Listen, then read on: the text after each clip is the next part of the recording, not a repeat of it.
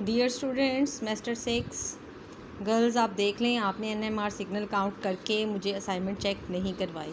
तो इस तरह नहीं चलेगा। आप लोग पढ़ना शुरू कर दें, आपके लिए पढ़ना बेहतर रहेगा। थोड़ा थोड़ा करके बेशक ऐड करते जाएं, but still you have to study. ठीक है। अब आज का हमारा टॉपिक जो है that is about chemical shift. Chemical shift क्या है?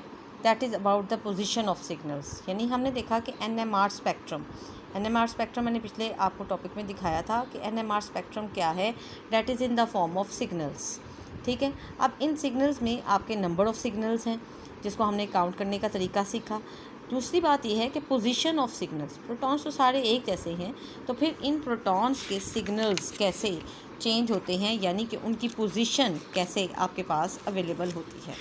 ठीक है। जैसे आपके पास ये एक एनएमआर स्पेक्ट्रम है, तो इसमें जो दो प्रोटॉन्स के सिग्नल्स आपके पास आ रहे हैं डिफरेंट एनवायरनमेंट वाले, इनके दरमियान ये फासला कैसे है, कितने फासले पर कहाँ अपीयर होंगे और वो कौन सी स्केल है जिसके ऊपर हम इसे प्लॉट करेंगे।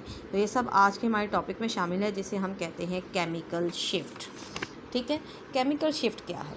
The shifts in the position of NMR absorption which arise due to shielding or de-shielding of protons by electrons are called chemical shift compared with a standard reference। ये डेफिनेशन है। अब इस डेफिनेशन को समझने के लिए सबसे पहले कुछ वर्ड्स हैं जिन्हें अंडरस्टैंड करना ज़रूरी है। इसमें अगर आप देखें तो शील्डिंग और डी शील्डिंग का वर्ड जो है वो आपके लिए आया है। और किसकी शील्डिंग और डी शील्डिंग है? प्रोटॉन्स की। आपको पता है एक बात, शील्ड करने का मतलब होता है प्रोटेक्ट करना, घेरा डाल, और डी शील्डिंग का मतलब होता है डी प्रोटेक्ट करना। ठीक है। और किससे शील्डिंग और डी शील्डिंग हो रही है प्रोटॉन की? Bye electrons. वे कौन से इलेक्ट्रॉन्स हैं? प्रोटॉन्स कौन से शील्ड और डी शील्ड हो रहे हैं? और एक और नई चीज़ हम देख रहे हैं, compared with a standard reference. तो इसका मतलब है हमें रेफरेंस के बारे में भी पढ़ना है, और फिर हमें पता चलेगा कि position of NMR absorption signal जो है वो किस तरह एक सिग्नल वाले एनएमआर स्पेक्ट्रम पे अपीयर होते हैं। इसके लिए सबसे पहले हम देखते हैं एसीटोन का मॉलिक्यूल। इस एसीटोन के मॉलिक्यूल में आप देखें कि इसमें हमारे पास इस कार्बन के साथ ये मिथाइल ग्रुप है और इस कार्बन के साथ ये मिथाइल ग्रुप है। अगर देखा जाए तो इस कार्बन की विसिनिटी में भी एक कार्बन और 3 हाइड्रोजन है, और ये हाइड्रोजन के साथ जो कार्बन अटैच है उसके साथ आगे ऑक्सीजन है, और इस कार्बन के साथ भी सेम कंडीशन है। सो ये दोनों मिथाइल ग्रुप के हाइड्रोजन्स इक्वलेंट नेचर रखते हैं, they are chemically equivalent. So हम कह सकते हैं कि all the 6 protons are equivalent, एक जैसे। सो सारे प्रोटॉन्स जब एक जैसे हैं तो हमारे पास सिर्फ एक ही एनएमआर सिग्नल आएगा, यानी we will get only one peak in NMR.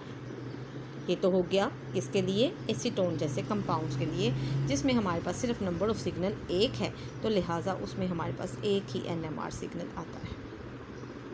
Now comes to the next point, that is CH3OH। ये कंपाउंड क्या है? मेथनॉल। जब आप मेथनॉल के बारे में काउंट करते हैं तो आपने काउंट किया हुआ है कि इस प्रोटॉन के साथ एक ऑक्सीजन अटैच है, जिसकी वजह से एक सिग्नल आएगा, और इस ऑक्सीजन के साथ ये मैथिल ग्रुप है जिसके तीनों हाइड्रोजन की एनवायरनमेंट चेंज है, लिहाजा इस मैथिल ग्रुप का एक अलग से सिग्नल आएगा। We will get 2 NMR signal. Now question is this one कि ये दोनों सिग्नल जो हैं जो मेथनॉल के आते हैं, सपोज करें कि मेथनॉल के 2 सिग्नल्स आते हैं आपके पास, एक ए और एक ए। इन दोनों सिग्नल्स को हम कैसे आइडेंटिफाई करें कि कौन सा OH वाला सिग्नल है और कौन सा मिथाइल ग्रुप का सिग्नल है। ठीक है।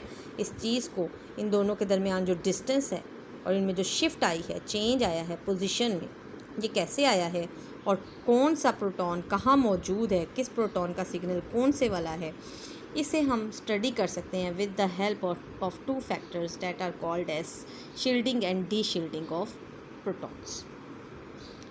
इन्वायरमेंट का मतलब जो हम वर्ड स्टडी करेंगे वो है electronic cloud.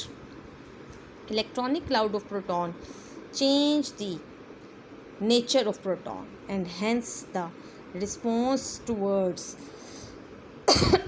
Applied magnetic field. क्या है shielding of proton?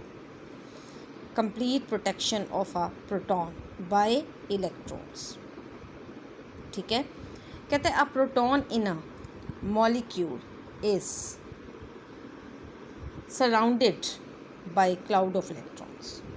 Electrons, due to their spin, also generate magnetic field.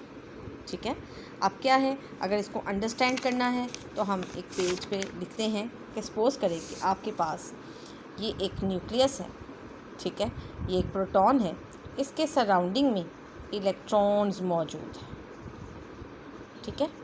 अब होता क्या है कि ये इलेक्ट्रॉन्स भी तो रिवॉल्व कर रहे हैं भाई, और इसके साथ साथ इलेक्ट्रॉन चार्ज पार्टिकल हैं और स्पिनिंग पार्टिकल भी है।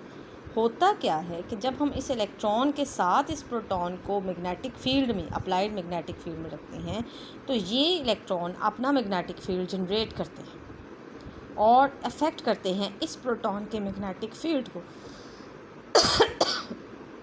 सॉरी, एज अ रिज़ल्ट क्या होता है आपके पास कि प्रोटॉन का magnetic field applied magnetic field को जब रिस्पॉन्स करता है तो डिफरेंटली रिस्पॉन्स करता है।